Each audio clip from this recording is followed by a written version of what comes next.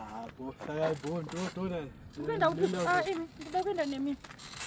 Mina tese kupiko kwaona kuti chinamira kwese kwese. Kufamba kamurungweta kanisirunzi. Kwakazara varume kwati kuenda. Zvine basa re. Handinjenga ndine. Muna ndirange chinamira. Handinjenga ndine mere. Ndinda tota ndisingadezo. Ona yako mana chiko. Asi mine zvamuri kuita zvisina basa kanine. Zvandinongoita zvisina basa. Sai vasimurambire kwenda nini?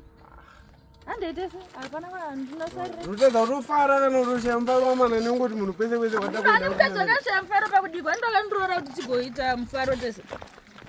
Handitese tinoda kufara. Ndatoone kuti yako. Hapana kana pakambofa. Mukuteka naye baba Dorothy. Pane pandutira kugadzira. Kugadzira iko. Mukuteka naye baba Dorothy. Ya, ndoza ndutaura. Kana iwe uchitera chitera boss. Andikati nini ndotoita dambudziko kare kuti iwe ndawanda. Ndokudikwe koko muchibvisa bhatiri ramu naye baba Dorothy. Nini kuchaya nebhatiri taubvisa bhatiri racho iroro toona kuti uchakwanisa kufamba sei. Naye baba Dorothy. Mungava mandidaro naye. Asha dzako idzodzo ngadzichita bhatiri. Aiwa mungava mandidaro naye baba Dorothy. Saka tonana. Naye wangu kandi saka kuti ndisare panapa. Saka tonana kamofa nobika something. Ndosara panapa ndinobva neko panapa kwenda unobika kwacho. Unouridzira mugenga wemeterwa. Thompson.